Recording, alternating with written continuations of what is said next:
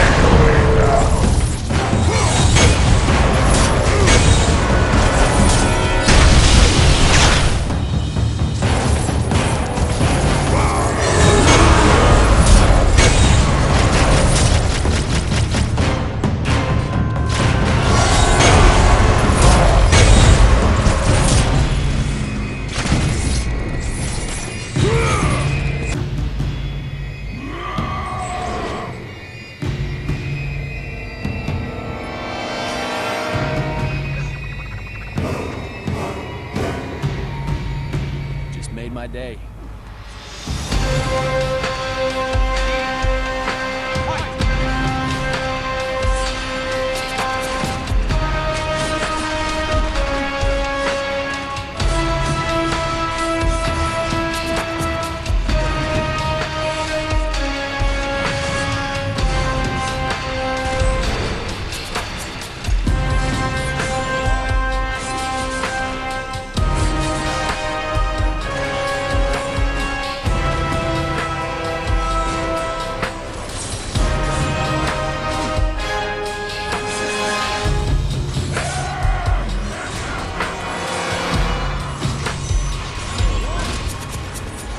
God of War isn't the only Sony franchise to be inspired by classical mythology. Meet Rolito, a French graphic artist who loves mythology.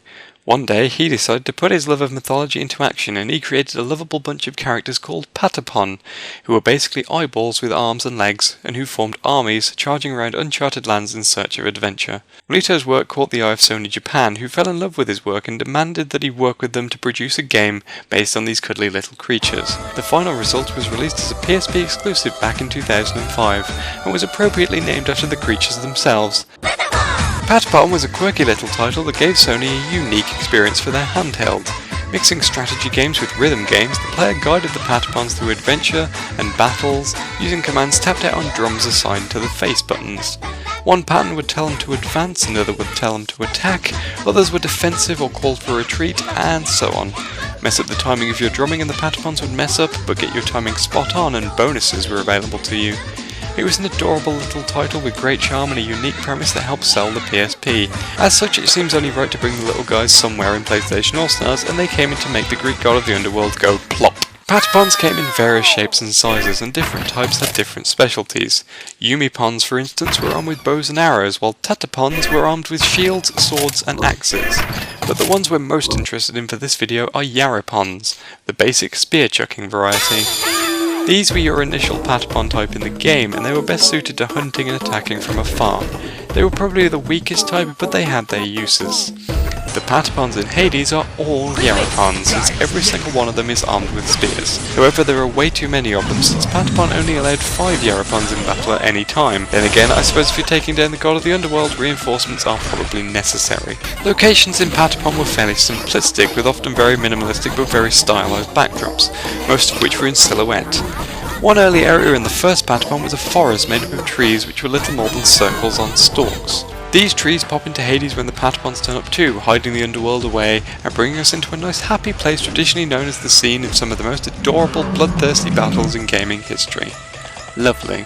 So remember that I said that good timing would net bonuses? The main way this would happen would be through consistent good rhythm, which would send the Patapons into fever mode, where they would attack faster, hit harder, and generally be more awesome at taking down giant crabs and bug monsters.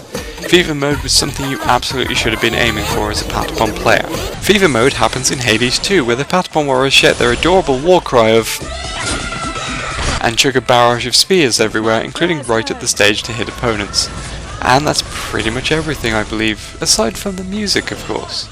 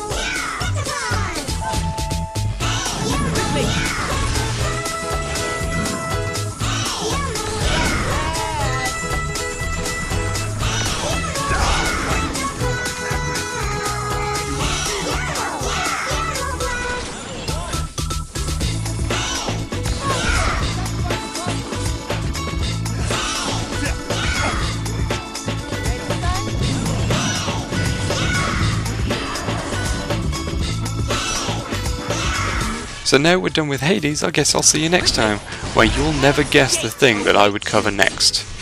Stay tuned.